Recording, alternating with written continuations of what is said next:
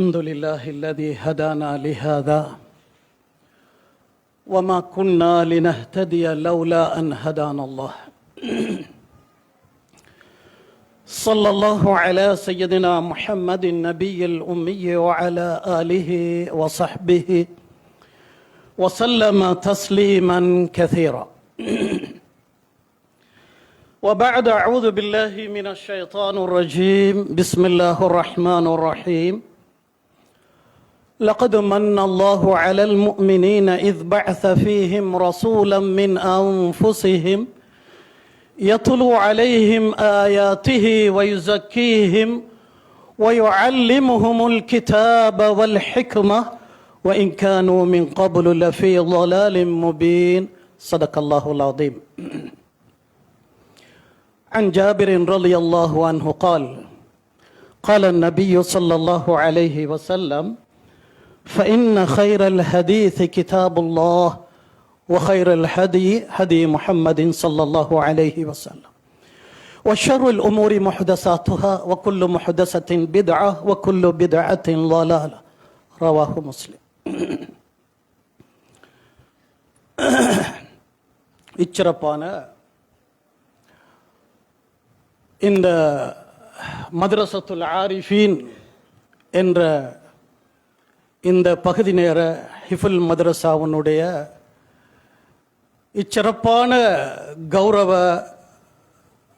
கௌரவிப்பு விழாவிலே முக்கியமாக இங்கே பல பிரமுகர்கள் சமூகம் தந்திருக்கிறார்கள்.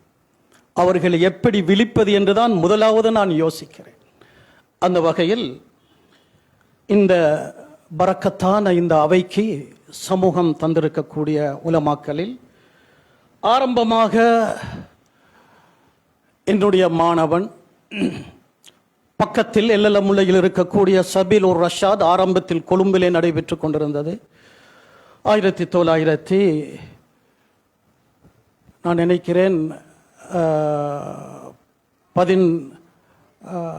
இங்கே அதாவது பசியாலைக்கு நாங்கள் கொழும்பிலிருந்து 92 ஆரம்பிக்கப்பட்ட அந்த மதரசா பசியாலைக்கு கொண்டு வரப்பட்டு அங்கே நடைபெற்று கொண்டிருக்கிறது. அல்ஹம்துலில்லாஹ், அதையும் ஞாபகம் செய்தவனாக அந்த மதரசாவினுடைய ஆரம்ப மாணவர்களில் ஒருவர் தான் இந்த பகுதி நேர புனித குர்ஆன் மதரசாவினுடைய அதிபராக ஹாதிமாக ஊழியராக செயல்பட்டு கொண்டிருக்கிறது. எனக்கும் ஒரு பெருமை அளிக்கக்கூடிய ஒரு விடயமாக இருக்கிறது. தன்னுடைய உஸ்தாத் ஆசிரியர் என்ற வகையில் தான் அடியேனையும் இந்த இடத்துக்கு அழைத்து கௌரவித்திருக்கிறார். இவ்வளவு பெரிய பெருந்தகைகள் இங்கே இந்த ஊரிலே இருந்தும் கூட.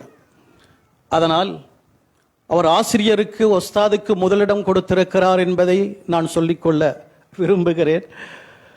அதே போன்று இன்னொரு என்னுடைய சபீல் உர் ரஷாதுடைய முத்து ஒரு மாணவர் தான் பக்கத்தில் இருக்கக்கூடிய ஷேக் அம்ஜத் அவர்கள். அல்லாஹ் அவர்களுக்கு ஆரோக்கியத்தையும் ஆஃபியத்தையும் கொடுத்து இந்த இளம் வயதில் பல சேவைகளை இந்த பிரதேசத்துக்கு மண்டல நாட்டுக்கு செய்து கொண்டிருக்கிறார். ஒரு தாவா பணியாளராக சுற்றி வருகிறார். சுகையீனத்தோடு இருக்கிற அவருக்கு அல்லாஹ் இன்னும் சுகத்தையும் ஆரோக்கியத்தையும் கொடுத்து இந்த மேலான தீனுடைய ஹித்மத்தில் அவரை ஈடுபடுத்த வேண்டும். அவரையும் விழித்தவனாக நம் எல்லோருக்கும் அறிமுகமானவர், எல்லோருக்கும் தெரிந்தவர். எங்களுடைய நாட்டிலே மிக சிறந்த முத்தான ஒரு பல்கலைக்கழகம் ஜாமியா நதீமியா. அந்த நலீமியாவினுடைய சிரேஷ்ட உஸ்தாதாக, ஆசிரியராக, விரிவுரையாளராக, தீனுடைய ஹாதிமாக முற்றத்து மல்லிகை மணக்காது என்பார். அது எனக்கும் பொருந்தும், எங்களுடைய சபையில் இருக்கிற சில ஆலிம்களுக்கும் அது பொருந்தும். அந்த வகையில் மாஷா அல்லாஹ் இங்கே வசிக்கிற ஷேக் ஃபலீல் இந்த நாட்டின் மிகப்பெரிய ஒரு தாவா பணியாளர், அல்லாஹ்வுடைய தீனுக்காக பாடுபட்டு கொண்டிருக்கிறார். பெரிய ஒரு உஸ்தாத், அவர்களையும் விழித்தவனாக எனது நண்பர் அடிக்கடி நான் சந்தித்துக் கொள்வதுண்டு ஜம்மியத்துல் உலமாவில். உங்களுக்கு தெரியும், ஜம்மியத்துல் உலமா, அகில இலங்கை ஜம்மியத்துல் உலமா, உலமாக்கள் இன்று அல்ஹம்துலில்லாஹ் திறமையான பல அமைப்புகளையும் சேர்ந்த ஆலிம்கள் அங்கே சேவையாற்றிக் கொண்டிருக்கிறார். அந்த வகையில் இந்த பிரதேசத்தை சேர்ந்த ஒரு ஆலிம் எங்களுடைய ஆசாத் ஷேக் அவர்கள் ஜம்இய்யாவுடைய நிறைவேற்றுக்குழு உறுப்பினராக இருக்கிறார் என்று எத்தனை பேருக்கு உங்களுக்கு தெரியும்? அகில இலங்கை ஜம்இய்யத்துல் உலமாவுடைய நிறைவேற்றுக்குழு உறுப்பினராக இருந்து சேவையாற்றிக் கொண்டிருக்கிறார். அவரையும் விழித்தவனாக இந்த மாணவர்களுக்கு குர்ஆனை கரைத்து கொடுத்து, இந்த மாணவர்களுக்கு குர்ஆன் சார்ந்த அறிவுகளை கொடுத்து இந்த சமூகத்தின் நல்ல பிரஜைகளாக ஆக்குவதற்கு பாடுபட்டு கொண்டிருக்கக்கூடிய, முன்னாலே உட்கார்ந்து கொண்டிருக்கக்கூடிய இந்த ஹிஃபல் மதரசாவின் உஸ்தாதுமார்கள், ஆசிரியர்கள், அவர்களையும் விழித்தவனாக தனது பிள்ளைகளின் முன்னேற்றத்தை கண்டு களிக்க ஆவலோடு வந்திருக்கக்கூடிய பெற்றோர்கள், தாய்மார்கள், ஊர் மக்கள், அதே போன்று இதெல்லாவற்றுக்கும் உரம் போடுவது போல இந்த மதரசாவை உரமிட்டு நீர் ஊற்றி வளர்க்குகிற நிர்வாகிகள் யாருக்கும் மறக்க முடியாது. பெரிய மஸ்ஜித் கல்லலியா, இந்த ஊரினுடைய பெரிய பள்ளி மஸ்ஜித் நிர்வாகிகள், மாஷா அல்லாஹ், அவர்களையும் விழித்தவனாக மாணவர்கள் அனைவர்களையும் விழித்து என்னுடைய உரையின் ஆரம்பத்திலேயே இனிய சலாத்தை தெரிவித்துக் கொள்ளுகிறேன். அஸ்ஸலாமு அலைக்கும் வரஹ்மத்துல்லாஹி வபரகாத்துஹு. ஜஸாக்குமுல்லாஹ் ஹைர். உண்மையிலே ஆரம்பத்தில் நான் சொன்னது போல பெரிய ஒரு உரை நிகழ்த்த நான் வரவில்லை. என்றாலும் இந்த இடத்திலே எனது மாணவன் ஷேக் ரிஃபாஸ் அவருடைய மாமாவையும் ஞாபகப்படுத்திக் கொள்ள வேண்டும். அவரும் எனது நண்பர், என்னோடு பல முறை புனித ஹஜ்ஜிக்காக வந்திருக்கிறார். அதிகமாக தமாஸ் பேசுவார், குழப்புவோம் அவராங்க. மாஷா அல்லாஹ், எனக்கு யாஃபோம் பல வருடங்கள், 10 வருடங்களுக்கு முன்பு என்னோடு தொடர்ந்து 3 வருடங்கள் ஹஜ்ஜுடைய சஃபரிலே இருந்தார். பல ஹஜ்ஜிகள் செய்திருக்கிறார். எனவே அவர்தான் இந்த மதரசாவை ஸ்தாபித்தார். குர்ஆனுடைய ஒரு கலாபீடத்தை, ஒரு மதரசாவை ஆரம்பிக்கிறது. அல்ஹம்துலில்லாஹ், அவர் தன்னுடைய மன்னரைக்கு மிகப்பெரிய ஒரு வருவாயை தேடிவிட்டு சென்றிருக்கிறார். மாஷா அல்லாஹ், அவருடைய மன்னரையை அல்லாஹ் பூஞ்சோலையாக சொர்க்கத்தின் அல்லாஹு தாலா சொர்க்கத்தின் ஒரு மன்னர் பூஞ்சோலையாக அல்லாஹு தாலா ஆக்க வேண்டும் என்று இந்த சந்தர்ப்பத்திலே துஆ செய்து கொள்ளுவோம். அவர் விதைத்த அந்த வித்து இன்று மரமாகி கனி பறிக்கிற நாள். இன்றைய நாள் உண்மையிலே எல்லோருக்கும் மகிழ்ச்சியை ஏற்படுத்துகிற ஒரு நாள். புனித குர்ஆனை, அல்லாஹ்வுடைய வேதத்தை, அறிவு களஞ்சியத்தை, அல்லாஹ்வுடைய அந்த வார்த்தைகளால் வர்ணிக்க முடியாத அல்லாஹ்வுடைய கலாமை தன்னுடைய நெஞ்சிலே சுமந்த அந்த 2 உள்ளங்களை, 2 ஹாஃபில்களை கௌரவிக்கும் இந்த பொன்னான நிகழ்வு உண்மையிலே வரவேற்கத்தக்கது. நாம் எல்லோரும் எந்த சந்தர்ப்பத்திலும் செய்ய வேண்டிய ஒன்று, எல்லா கிராமங்களிலும் எல்லா ஊர்களிலும். என்னுடைய மாணவர் ஷேக் ரிஃபாஸ் அவர்கள் ஆரம்பத்திலேயே அவருடைய அதிபர் உரையில், தலைமை உரையில் சொன்னது போல, என்னென்னமோ செய்கிறோம், என்னென்னமோ புகழுகிறோம், யாரையே புகழுகிறோம், யாருக்கோ விழா எடுக்கிறோம். ஆனால் இன்று புனித குர்ஆனை சுமந்தவர்களை மதிப்பது, அவர்களை புகழுவது, அவர்களை உற்சாகப்படுத்துவது மிக குறைவாக இருக்கிறது. அந்த வகையில் உண்மையிலே அந்த பெற்றோர்களும் பாக்கியம் உள்ளவர்கள்.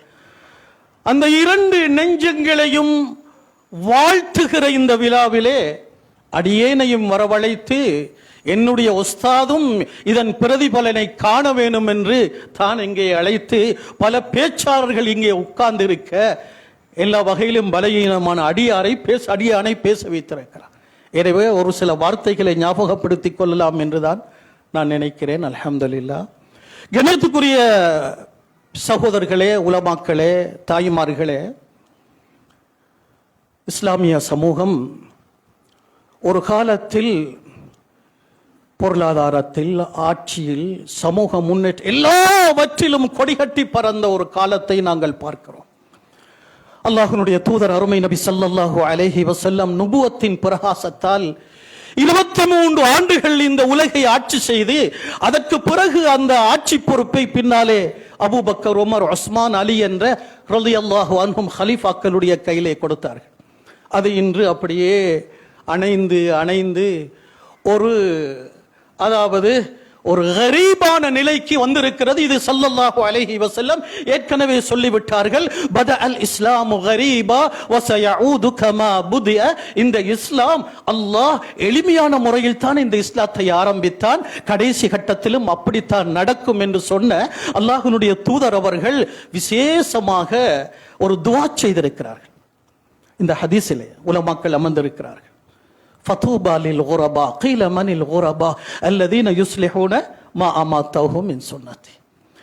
இந்த நபி அவர்களுடைய தூபா என்ற வார்த்தை அது பல கருத்துக்களை உள்ளடக்கியது. சுபசோபனம், மகிழ்ச்சி, சந்தோஷம், இப்படியான ஒரு வாழ்த்தை ரசூலுல்லாஹ் யாருக்கு வாழ்த்தி இருக்கிறார்கள் என்றால், அடாச்சாரம் தலை தூக்கி இருக்கிற காலத்தில், இஸ்லாம் அப்படியே மறைந்து மங்கிக் கொண்டு போகிற காலத்தில், இஸ்லாத்துக்காக, குர்ஆனுக்காக, அதை உயிர்ப்பிப்பதற்காக பாடுபடுகிறவர்களுக்கு ஸல்லல்லாஹு அலைஹி வஸல்லம் துஆ செய்திருக்கிறார்கள். அந்த துஆவிலே நாங்கள் எல்லாம் பங்குதாரர்களாக மாறுகிறோம் இன்ஷா அல்லாஹ். ஏன்?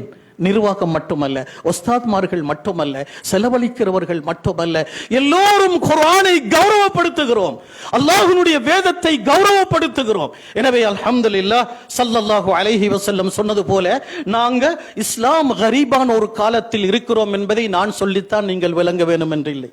அதனுடைய வெளிப்பாடுகளை உலகளாவிய ரீதியிலே நாங்கள் பார்த்து கொண்டிருக்கிறோம்.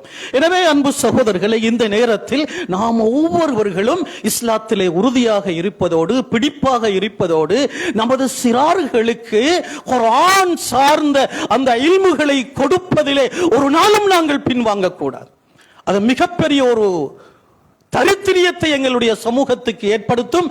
அதிலே நாங்கள் பின்னடைவு செய்வோமே ஆனால், அதனால் அல்ஹம்துலில்லாஹ் இப்படியான மதரசாக்களை பார்க்கின்ற பொழுது குர்ஆனை நாம் மனடுவது, குர்ஆன் சார்ந்த இல்முகளை நமது பிள்ளைகள் கற்றுக்கொள்வதற்காக முயற்சி எடுப்பது, இது பாரியோரு ஜிஹாத் என்பதை மறந்து விட வேண்டாம்.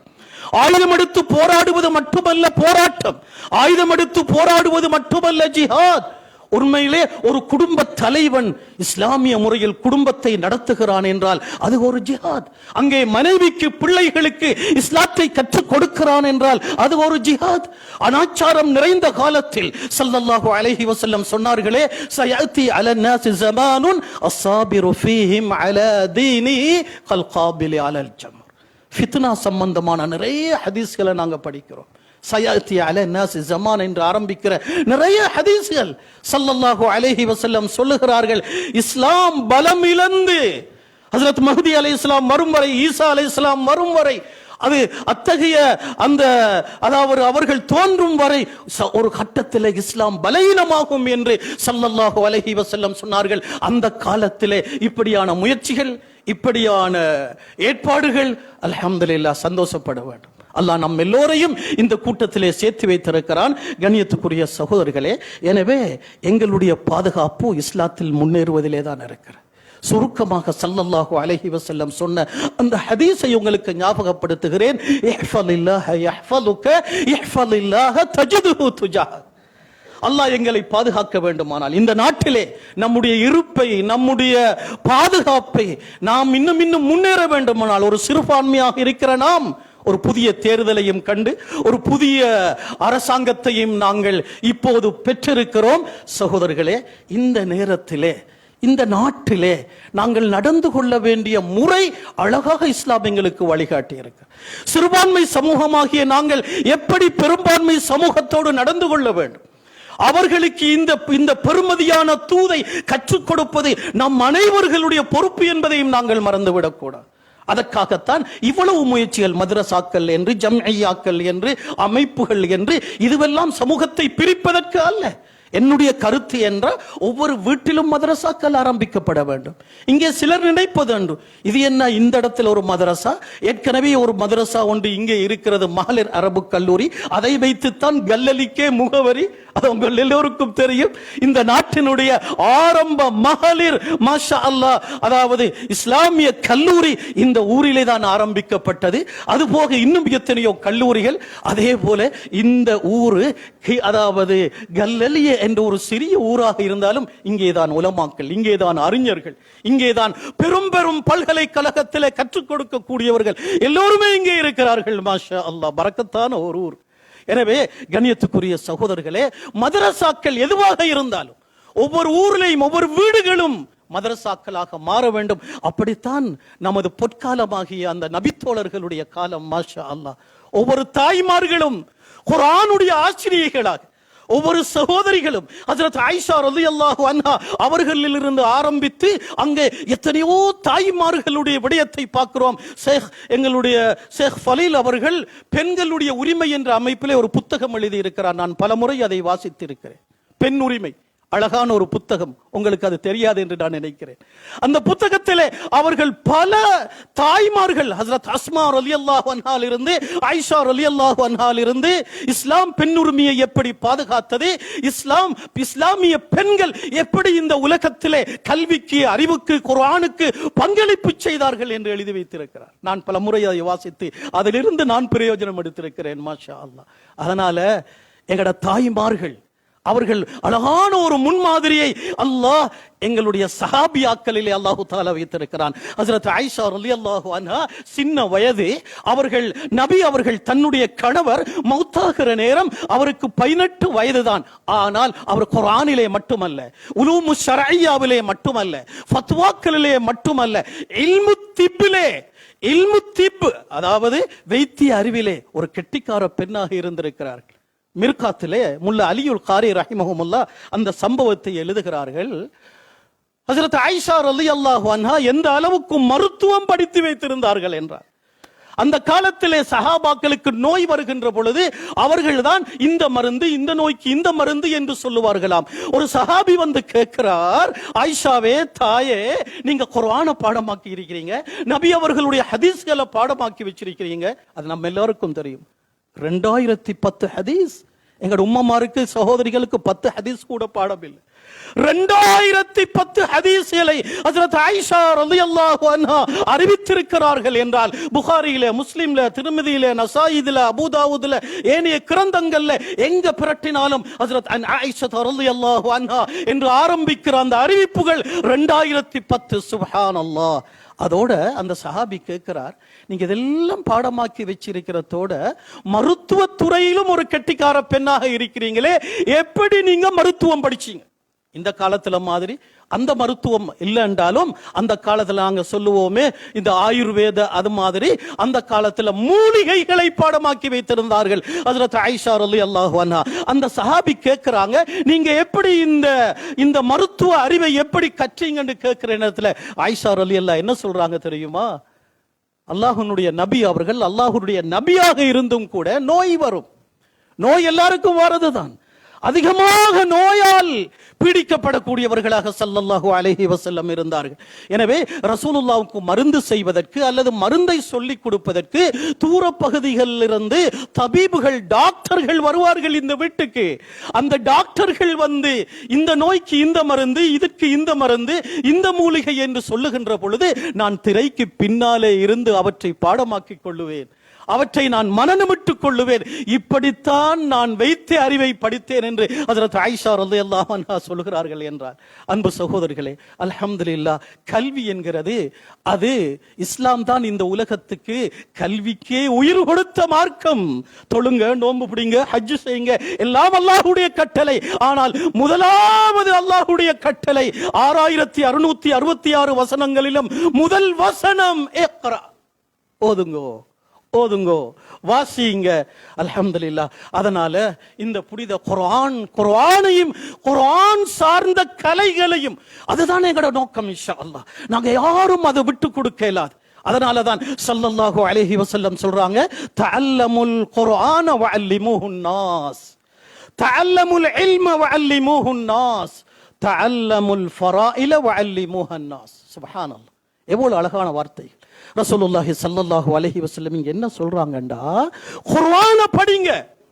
இன்னைக்கு நாம எத்தனை பேர் சயின்ஸ் படிக்கிற மாதிரி, மெட்ஸ் படிக்கிற மாதிரி, ஏனைய ஐடி அது இது படிக்கிற மாதிரி ஆசையோடு எத்தனை பேர் குர்ஆனை படிக்கிறோம்? அல்லாஹு தஆலா பாதுகாக்கணும். சிலர் கேட்கிறாங்க, குர்ஆனை படிச்சுட்டா என்ன செய்ய, யார் ஜப் தாரது? சகோதரர்களே, அது அறிவு களஞ்சியம். இன்றைய உலகத்தின் அத்தனை முன்னேற்றத்துக்கும் ஆணிவேர் இந்த புனித குர்ஆன் என்பதை யாராலும் மறுக்க முடியாது. உதாரணமாக எனக்கு ஞாபகம் வர ஒரு சம்பவத்தை மட்டும் சொல்றேன். ஒரு முறை பிரிட்டிஷ்ல பல முறை அதை நான் புத்தகங்கள்லையும் வாசிச்சிருக்கிறேன். பிரிட்டிஷை ஆட்சி செய்து கொண்டிருந்த மன்னன் கலாதிஸ்தான் என்று சொல்லக்கூடியவர் ஒரு நாள் அவருடைய பிரிட்டிஷ்ல அவருடைய அரச சபையில ஒரு நாள் அமைச்சரவை சபையிலே சொல்றாராம், இந்த பிரித்தானியால முஸ்லிம்களுடைய செல்வாக்கு கூடிக்கொண்டு போகுது, முஸ்லிம்களுடைய நடமாட்டம் கூடிக்கொண்டு போகுது, அவங்க இங்க வாராங்க, இங்க சிட்டிசன் எடுக்கிறாங்க, இங்க இருக்கிறாங்க, அவங்களோட மார்க்கத்தை பரப்புறாங்க. இது பாராளுமன்றத்தில், அப்படி இப்படி இடத்துல அல்ல, பிரிட்டிஷ் பாராளுமன்றத்தில் அந்த மன்னர் சொல்லுகிறார். அதனால இந்த முஸ்லிம்களுடைய செல்வாக்கு குறைக்கணும், இந்த முஸ்லிம்களுடைய முன்னேற்றத்தை இல்லாமலாக்கணும், அது நாங்க மறைமுகமாக செய்யணும். அதற்கு என்ன வழி என்று கேட்ட நேரத்தில் அந்த அமைச்சரவையிலே ஒவ்வொரு அமைச்சர்களும் ஒவ்வொரு விதமான கருத்துக்களை சொன்னார்களாம். கடைசியாக எல்லாம் உள்வாங்கிட்டு அந்த அமைச்சர் அந்த அரசர் அவருடைய கையிலே ஒரு குர்ஆன் பிரதி இருந்தது. அவருடைய கையில இருந்த அந்த குர்ஆன் பிரதியை தூக்கி காட்டி சொன்னாராம், பார்த்து கொள்ளுங்க, எல்லாத்துக்கும் ஆணிவேர் இந்த குர்ஆன் தான். இந்த முஸ்லிம்கள் முன்னேறுவதற்கு, அவர்கள் உற்சாகப்படுவதற்கு, அவர்கள் உயர்ந்த இடத்தை பிடிப்பதற்கு எல்லாத்துக்கும் இந்த குர்ஆன் தான் காரணம். ஏனென்றால் குர்ஆனை பாடமாக்குறார்கள். இந்த குர்ஆனை நாங்கள் அழித்தாலும் அந்த குர்ஆனை மீட்டெடுக்கக்கூடிய சக்தி அந்த சமூகத்துக்கு இருக்கிறது. எத்தனையோ உள்ளங்கள் இந்த குர்ஆனை மனனமிட்டு வைத்திருக்கிறார்கள் என்றெல்லாம் அவர் சொல்ற நேரத்தில் ஒருத்தருக்கு ஆவேசம் வந்துட்டு, குர்ஆனை காட்டித்தானே மன்னர் பேசுகிறார், பாராளுமன்றத்தில் பேசுகிறார், அமைச்சர் சபையில் பேசுகிறார்.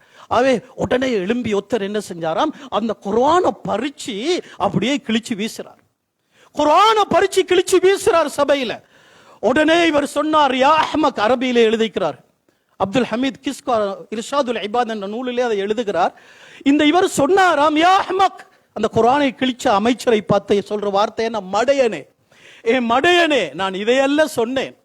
இந்த குர்ஆனை கிழிக்கலாம், எரிக்கலாம், பத்த வைக்கலாம், ஆனால் அழிக்க முடியாது.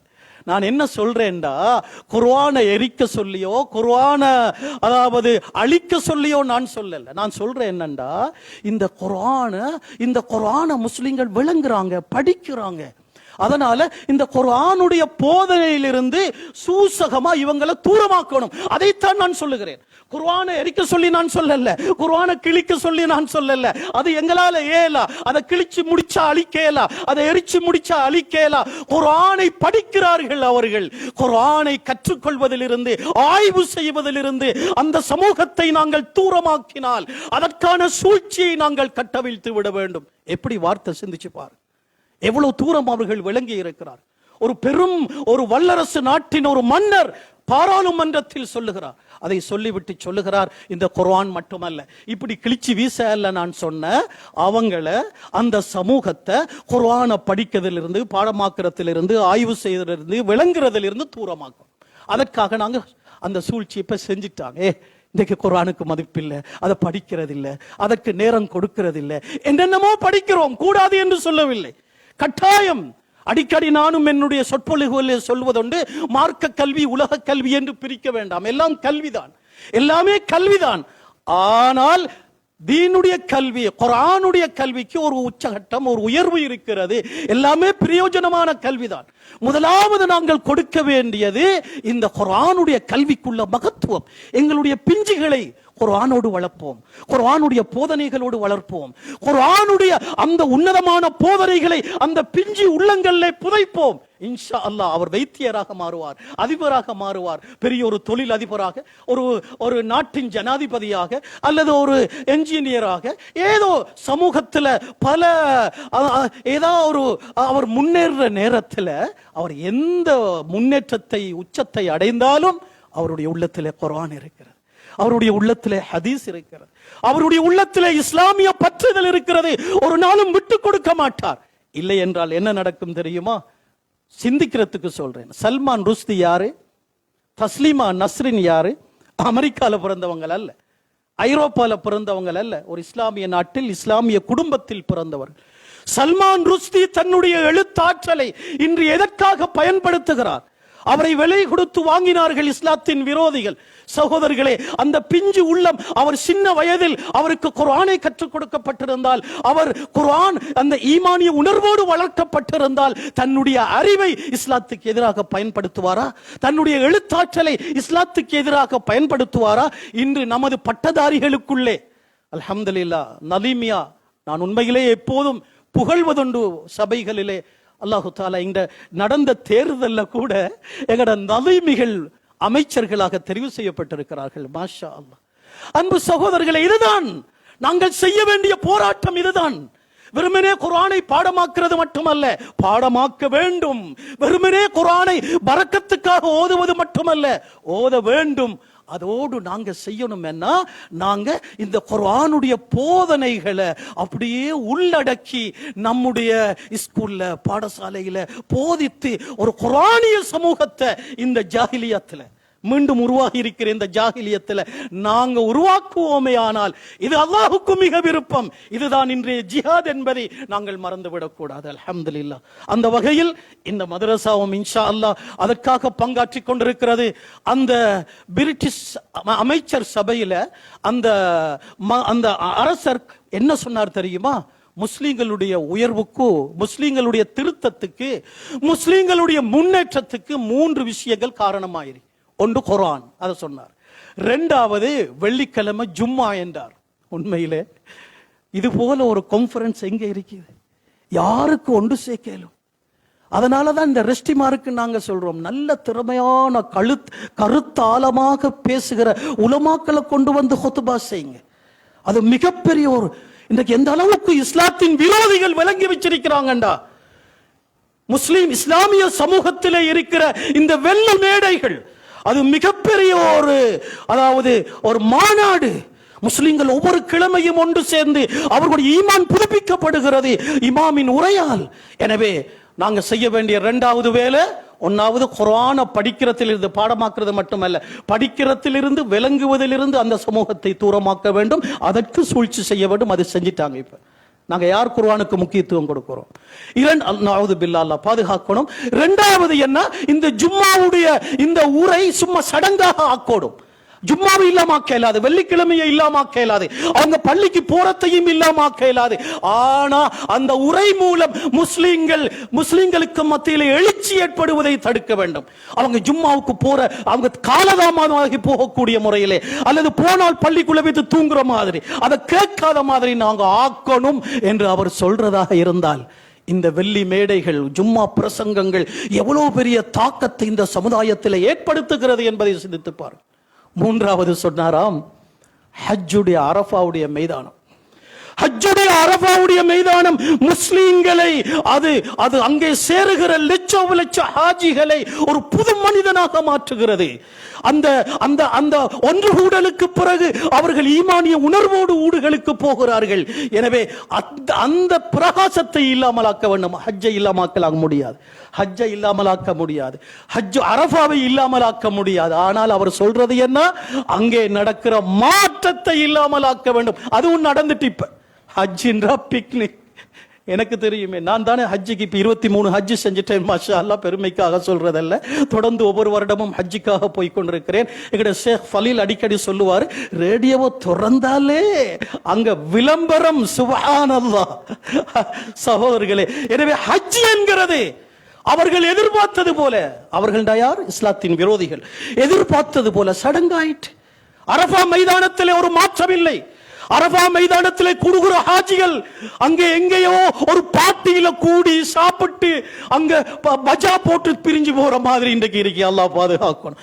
அந்த அளவுக்கு குர்ஆன் ஜும்மாவுடைய அந்த நாள் அரஃபா உயிரோட்டம் இல்லாததாக மாறிவிட்டது. இந்த சூழ்ச்சி, இதுக்கு தான் சொல்லுவார்கள், அதாவது ஆயுத போராட்டத்தை விட எதிரிகளுடைய ஆயுத போராட்டம் நடந்து கொண்டிருக்கிற சகோதரர்கள், எங்களால் ஒன்றும் செய்யல.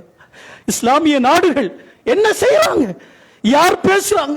பலஸ்தீன்ல, லெபனான்ல, ஈரான்ல, சுப்ஹானல்லாஹ், எல்லாருக்கும் தெரியும் ஆயுத போராட்டம் நடந்து கொண்டிருக்கிறது. ஆனால் இந்த ஆயுத போராட்டத்தை விட முஸ்லிம்களை படுபாதாளத்திலே கொண்டு போய் தள்ளக்கூடிய ஒரு போராட்டம் தான் சிந்தனை போராட்டம். அந்த சிந்தனை போராட்டத்திலே அவர்கள் வெற்றி பெற்று விட்டார்கள். சகோதரர்கள், நாங்கள் எல்லாம் உலமாக்கள் உட்கார்ந்து இருக்கிறோம். இந்த பிள்ளைகளுக்கு குர்ஆனை கொடுக்கிறதுக்கு உட்கார்ந்து இருக்கிறோம். இந்த பிள்ளைகள் குர்ஆனை சுமக்கிறதுக்கு நாங்க காரணமாக இருக்கிறோம். இந்த நேரத்தில் கொஞ்சம் சிந்திச்சு பாருங்க. பெரிய இஸ்லாத்தின் விரோதிகளுடைய சிந்தனை போராட்டம், ஆயுத போராட்டத்தை விட மிகப்பெரிய ஒரு பிரதிபலிப்பை இன்று ஏற்படுத்தி விட்டது சகோதரர்களே. நாங்கள் எல்லாம் அதற்கு ஆளாகிவிட்டோம். எனவே இஸ்லாம் சடங்காக மாறக்கூடாது என்பதைத்தான் நாம் எல்லோரும் சொல்லுகிறோம். அல்லாஹ் சொல்றார், உங்களுக்கு இந்த மார்க்கத்தை தந்தது உங்களை கஷ்டப்படுத்துறது. இன்னைக்கு சிலர் நினைக்கிறாங்க மார்க்கம்டா கஷ்டம். சுப்ஹான் அல்லாஹ். அல்லாஹ் சொல்றான், இஸ்தஜீபு லில்லாஹி வலிர் ரசூல் இதா தஆக்கும் லிமா யுஹ்யீக்கும். இந்த வசனங்களை ஓதுங்க, பாருங்க, தர்ஜுமா எடுத்து பாருங்க. அல்லாஹ் சொல்றான், உங்களை நாங்க கூப்பிடுறது அதல பாதாளத்துல போடுறதுக்கு அல்ல, இஸ்லாத்துல பிற்போக்கு இல்ல, இஸ்லாத்துல முன்னேற வேணாம் இல்ல. நீங்க வியாபாரத்துல அரசியல்ல முன்னேறுங்க, மாஷா அல்லாஹ், அதற்கெல்லாம் தடை இல்லை. இஸ்லாத்துல துறவரமே இல்லையே. கல்யாணம் முடிக்க மாட்டோம் என்று ஒதுங்கிய சஹாபாக்களை தேடி போறாங்க ரசூலுல்லாஹ். பார்க்கிறோம் ஹதீஸ்ல. தேடி போயிட்டு சொல்றாங்க 10 பேர், அபூபக்கர் ரலியல்லாஹு அன்ஹு பதில் இருக்கிறாங்க. 10 நபர்கள் முக்கிய சஹாபாக்கள். என்ன பண்ணீங்க? நல்ல சாப்பாடு சாப்பிட மாட்டோம், நல்ல உணவு சாப்பிட மாட்டோம், நல்ல அல்லாஹ் ஹலாலாக்கியவைகளை அனுபவிக்க மாட்டோம், துறவிகளாக வாழ போறோம், கல்யாணம் முடிக்க மாட்டோம் என்றெல்லாம் முடிவு செஞ்சீங்களா? நபி அவங்க கேட்டாங்க, இது சாத்தியமா? அப்படி ஒன்று நான் கொண்டு வந்த மார்க்கத்தில் இருக்கிறதா? இஸ்லாத்திலே துறவரம் கிடையாது.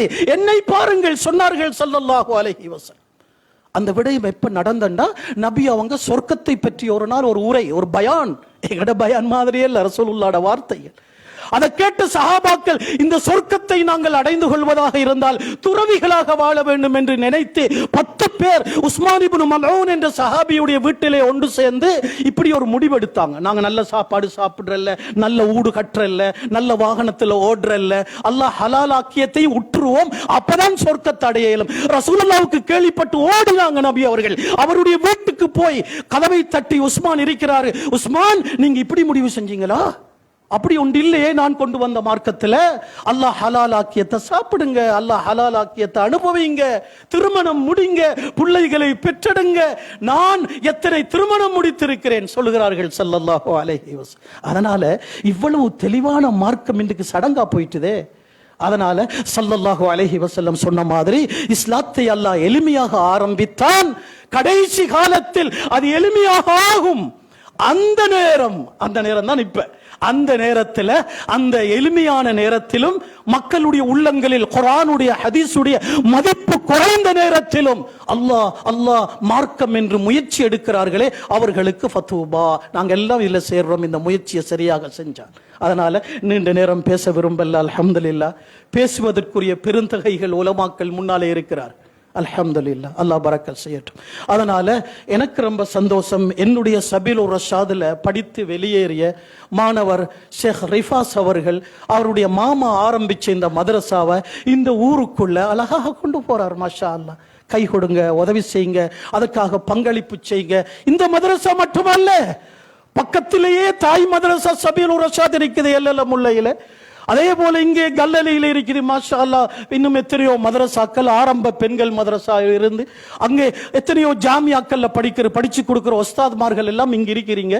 அல்ஹம்துலில்லாஹ், அல்லாஹ் ரஹ்மத் செய்யட்டும். உண்மையிலே இது ஒரு சந்தோஷமான ஒரு நிகழ்வு. இவர்களை வாழ்த்தாவிட்டால், இவர்களை புகழாவிட்டால் வேற யாரை புகழுவது? அல் மாஹிர் பில் குர்ஆன் மஅ ஸஃபரத்தில் கிராமில் பரரா. கெட்டிக்காரன், மேத்ஸ்ல கெட்டிக்காரன், சயின்ஸ்ல கெட்டிக்காரன், ஐடில கெட்டிக்காரன், மெடிசின்ல கெட்டிக்காரன். மாஷா அல்லாஹ், வேணும், கூடாது என்று இல்லை. நாங்கள் சொல்லவில்லை உலமாக்கள் இதெல்லாம் படிக்க வேண்டாம், குர்ஆனை பாடமாக்குங்க என்று சொல்லல. நாங்க சொல்றோம், இதெல்லாம் செய்யுங்க, குர்ஆனுடைய அறிவோடு செய்யுங்க, குர்ஆனுடைய இல்ம முதலாவது கொடுங்க, அதுதான் பரக்கத். அப்படித்தான் நமது மூதாதையர்கள் அன்றிருந்து செய்தார்கள். நாங்க இன்றைக்கு நாகரிகம் என்ற பேர்ல, சோசியல் என்ற பேர்ல இஸ்லாத்தை மறந்துட்டோம் சகோதரர்களே, தாய்மார்களே. அதுதான் எங்களுக்கு தரித்திரியம், அதுதான் எங்களுக்கு முடிவு. எனவே நாங்கள் சயின்ஸ்ல, மெட்ஸ்ல, ஐடில, துனியாவுடைய கலைகள்ல முன்னேறணும். அது கூடாது, அது இல்மு அல்ல என்று சொல்லல, அதுவும் இல்முதான். ஆனால் அந்த இல்முகளோடு மிக மகத்தான இல்மு, இல்முன் நாஃபிஇலே தலையாய இல்மு, குர்ஆனுடைய ஹதீஸுடைய ஷரியாவுடைய இல்மு. ஸல்லல்லாஹு அலைஹி வஸல்லம் சொல்றாங்களே, ஃபைன்ன கைரல் ஹதீஸ் கிதாபுல்லாஹ் வ கைருல் ஹதி ஹதி முஹம்மது ஸல்லல்லாஹு அலைஹி. இந்த ரெண்டும் தான், குர்ஆனும் ஹதீஸும் மாஷா அல்லாஹ் அறிவு களஞ்சியம் அது. அதனால அதை பாதுகாக்கிற திட்டங்கள் தான் இது, அதை வளர்க்கிற திட்டங்கள் முயற்சிகள் தான் இது. குர்ஆன் மதரசாக்கள், ஹிஃபுல் மதரசாக்கள் ஒரு காலம் இருந்துச்சு எங்கட நாட்டில். குர்ஆன் மதரசாக்கு கூட 100 மாணவர்கள் இருப்பாங்க, ஒரு லெப்ப தான் இருப்பாங்க. அல்ஹம்துலில்லாஹ். அப்படி இருந்தும் எங்கட பிள்ளைகள் குர்ஆனை படிச்சாங்க. ஒரு லெப்ப பெரும்ப எடுத்துக்கொண்டு 100 பேருக்கு ஆசானாக. இப்ப கிட்டடியில தான் ஜமியத்துல் உலமாவால இன்னும் சில அறிஞர்கள் சேர்ந்து குர்ஆன் மதரசாக்கு ஒரு பாடத்திட்டம். அங்க ஆசிரியர்கள் 10 பேருக்கு 15 பேருக்கு ஒரு ஆசிரியர் இப்படி நடத்தணும். அல்ஹம்துலில்லாஹ். அதனுடைய விளைவுகளை பார்க்கிறோம், அதனுடைய மாற்றங்களை பார்க்கிறோம். அதே போலதான் இந்த ஹிஃபுல் மதரசாக்களும் மாஷா அல்லாஹ் இது வயிற்று பிழைப்புக்காக செய்யறதில்லை. அல்லாஹ் தன்னுடைய மார்க்கத்தை குர்ஆனை பாதுகாக்க அல்லாஹ் இவங்களை பயன்படுத்துறான். இன்னைக்கு சிலர் என்ன சொல்லுகிறார்கள், இவங்கட வகுத்து பிழைப்புக்கு 10 பிள்ளைய வச்சுக்கொண்டு மதுசா நடத்துறான். இல்ல சகோதரர், அப்படி அல்ல. அல்லாஹ் இவர்களை தேர்ந்தெடுத்திருக்கிறான். யுரீதுன அய்யுத்ஃபிஉ நூரல்லாஹி பிஅஃவாஹிஹிம் வலக்கின் யஅபல்லாஹு இல்லா யுத்திம்ம நூரஹு வலவ் கரிஹல் காஃபிரூன். இந்த குர்ஆன், இந்த மார்க்கம் வாயால ஊதி நூக்குற குப்பிலாம்பல்ல. அல்லாஹ் சொல்லுகிறான், இது மிகப்பெரிய பிரகாசம், அல்லாஹ்வுடைய பிரகாசம். இது வாயால ஊதி நுகேலா வலவ் கரிஹல் காஃபிரூன். அந்த விரோதிகள் விரும்ப மாட்டாங்க தான், ஆனா அல்லாஹ் வளர்ப்பான், அல்லாஹ் வளர்த்து கொண்டிருக்கிறான். இன்ஷா அல்லாஹ் சம்பவங்கள் சொல்ல போனா நேரம் போயிடும், நிறைய இருக்குது சம்பவங்கள். கம்யூனிஸ்ட் ரஷ்யால குர்ஆன் வளர்ந்த வரலாறை பாருங்கள். சுப்ஹானல்லாஹ். கபருக்குழிக்குள்ளே மாணவர்களை வைத்து குர்ஆனை பாடமாக்க வச்சிருக்கிறான். இது மாதிரி நிறைய சம்பவங்கள் இருக்கிறது. அல்ஹம்துலில்லாஹ். அந்த வகையில் அல்லாஹ் இந்த நாட்டிலே எங்களுக்கு ஒரு புதிய அரசாங்கத்தையும் தந்திருக்கிறான். அல்ஹம்துலில்லாஹ். அந்த அரசாங்கத்தில் எங்களுடைய அதிகமான ஆலிம்கள், நதீமிகள், அதே போல நல்ல படித்தவர்களும் உள்வாங்கப்பட்டிருக்கிறார்கள். எனவே இந்த நாட்டிலே அல்லாஹ் எங்களுடைய இருப்பை இன்னும் உறுதியாக்கி அல்லாஹுடைய மார்க்கத்துக்கு தொண்டு செய்கிறவர்களாக அல்லாஹ் நம் அனைவர்களையும் ஆக்கணும். நல்ல ஒரு எதிர்காலம் எங்களுக்கு வரணும். அதற்காக குர்ஆனுக்கு, குர்ஆன் சார்ந்த இல்முகளுக்கு தஅல்லமுல் குர்ஆன் வஅல்லிமுஹுன் நாஸ், குர்ஆனை படிங்க, மற்றவங்களுக்கும் படிச்சு கொடுங்க. இன்னைக்கு அலிஃபுன் பாவுன் எத்தனை பேர் படிக்கிறாங்க ஆசையோடு. தஜ்வீத் இன்றைக்கு அரிதாகி போன ஒரு கலையாக மாறிவிட்டு. தஜ்வீத் என்கிறது சுப்ஹானல்லாஹ் எவ்வளவு அழகா, எவ்வளவு விடயங்கள் தஜ்வீதிலேக்கு படிக்கிறதுக்கு. இந்த தஜ்வீத் என்ற காரிகள், குர்ஆன் ஹைஅத்துல் குர்ஆன் போன்ற அமைப்புகள் இந்த நாட்டில் அல்ஹம்துலில்லாஹ் நிறைய குர்ஆனுக்காக சேவையாற்றி கொண்டிருக்கிறாங்க. காரிகள் உருவாகி இருக்கிறாங்க இன்றைக்கு அல்லாஹ்வுடைய கிருபையினால. அதனால குர்ஆனை படிங்க, மக்களுக்கும் படிச்சு கொடுங்க. இந்த ஹதீஸ் அடுத்த துண்டை பாருங்க. ரசூலுல்லாஹ் சொல்றாங்க, தஅல்லமுல் குர்ஆன வஅல்லிமுஹுன் நாஸ், தஅல்லமுல் இல்ம வஅல்லிமுஹுன் நாஸ். குர்ஆனை படிங்க, மக்களுக்கும் படிச்சு கொடுங்கன்னு சொன்ன அல்லாஹ்வுடைய நபி அவங்க ரெண்டாவது சொல்றாங்க, அறிவை படிங்க. அது குர்ஆன் அறிவு. தஅல்லமுல் குர்ஆன் வஅல்லிமுஹுன் நாஸ், தஅல்லமுல் இல்ம வஅல்லிமுஹுன் நாஸ். அப்ப குர்ஆனை படிங்க, மக்களுக்கு படிச்சு கொடுங்கன்னு சொன்னா போதுமே. ரெண்டாவது என்ன சொல்றாங்க, இல்மை படியுங்கள், மக்களுக்கும் படிச்சு கொடுங்க. ஏன்னா இந்த குர்ஆனுக்குள்ள பல கலைகள், பல இல்முகள் இருக்குது. அங்க சயின்ஸ் இருக்குது, மெட்ஸ் இருக்குது, பொருளியல் இருக்குது, புவியியல் இருக்குது, வான சாஸ்திரம், எங்கேயும் சொல்லப்படாத வானத்தில் உள்ள கோள்கள் எல்லாமே குர்ஆன்ல சொல்லப்பட்டிருக்கு. இதெல்லாம் படிங்க, மக்களுக்கும் படிச்சு கொடுங்க. அல்ஹம்துலில்லாஹ். அல்லாஹ் ரஹ்மத் செய்யட்டும். இந்த கல்வி கூடங்களை தட்டி கொடுத்து அதை நடத்துகிறவர்களை உற்சாகப்படுத்தி, செல்வந்தர்கள் ஒன்றை சொல்லிக் கொள்ளுகிறேன். ஸல்லல்லாஹு அலைஹி வஸல்லம் சொன்னாங்க, இதா கான உமராஉக்கும் ஹியாரக்கும் அக்னியாஉக்கும் புகலாஉக்கும் வ உமருக்கும் ஷூரா பைனக்கும். என்ன 3 விஷயங்கள் ரசூலுல்லாஹ் சொல்றாங்க. ஒன்று, உங்களோட தலைவர்கள் நல்ல தலைவர்களாக வந்துட்டாங்கண்டா இன்ஷா அல்லாஹ். ரெண்டாவது என்ன, உங்களோட செல்வந்தர்கள். இன்னைக்கு அநேகமான செல்வந்தர்கள் எச்சி கையால என்ன செய்யறது, காக்கா விரட்ட மாட்டாங்கன்ற மாதிரி. அல்ஹம்துலில்லாஹ். உண்மையிலே நலீம் ஹாஜியார் போன்ற செல்வந்தர்கள் இருக்கிறாங்க, இல்லன்னு இல்ல. அல்ஹம்துலில்லாஹ். இன்றைக்கு மதரசாக்களுக்கு வருவாய் இல்ல. அது எந்த மதரசாவாக இருந்தாலும் இன்றைக்கு எங்கட நாட்டில் இருக்கிற தனவந்தர்கள் தான் செலவழிக்கிறாங்க. அல்ஹம்துலில்லாஹ். அவங்களோட வியாபாரத்துல, தொழில்ல அல்லாஹ் பரக்கத் செய்யணும். நபி அவங்க சொல்றாங்க, உங்களோட சமூகத்தில் இருக்கிற செல்வந்தர்கள் உலோபிகளாக மாறிட்டா. நல்லதற்கு செலவழிக்கிறாங்க இல்ல, மதரசாண்டா கொடுக்கறாங்க இல்ல, பள்ளிவாசல்டா கொடுக்கறாங்க இல்ல, கல்விக்கு இல்முக்கு கொடுக்கறாங்க இல்ல, வீணாக கல்யாணம் சுப்ஹானல்லாஹ் வீண். அங்கே எத்தனையோ அனாச்சாரம், எத்தனையோ வீண் விரயம் செலவழிக்கிறார். ஸல்லல்லாஹு அலைஹி வஸல்லம் சொல்றாங்க, கெட்ட தலைவர்கள், உலோபிகளான செல்வந்தர்கள், சமூகத்தில் உள்ள முக்கியஸ்தர்கள் ஆலோசனை இல்லாமல் வாழ்வார்களே ஆனால் பூமிக்கு மேலால வாழ்றதை விட மௌத்தாகி போறது நல்லம்ன்றாங்க ஸல்லல்லாஹு அலைஹி வஸல்லம். அப்ப இந்த மூணும் சீராகணும். அந்த அமைப்புல எங்கட செல்வந்தர்கள் அல்ஹம்துலில்லாஹ் அள்ளி கொட்டுறாங்க. அதனாலதான் மதரசாக்கள் நடக்குது. எங்கள்கிட்ட வந்தால் கேட்பாங்க, என்ன இப்படி மதரசா நடத்துறீங்க, எங்க வருவாய், என்ன வருவாய் இருக்குது, இந்த பிள்ளைகள்கிட்ட ஒரு 2000-3000 ஃபீஸ் எடுக்கிறோம், அவ்வளவுதான். சகோதரர்களே, அல்ஹம்துலில்லாஹ் அந்த வகையில் எங்கட சமூகத்தில் இருக்கிற தனவந்தர்கள் இது போல கல்வி கூடங்களுக்கு, பாடசாலைகளுக்கு, கல்வி சார்ந்த விடயங்களுக்கு அள்ளி கொடுங்க. அல்லாஹ்வும் அள்ளி தருவான். வியாபாரத்தில் அல்லாஹ் பரக்கத் செய்வான், தோட்டத்தில் தொழில் அல்லாஹ் பரக்கத் செய்வான்.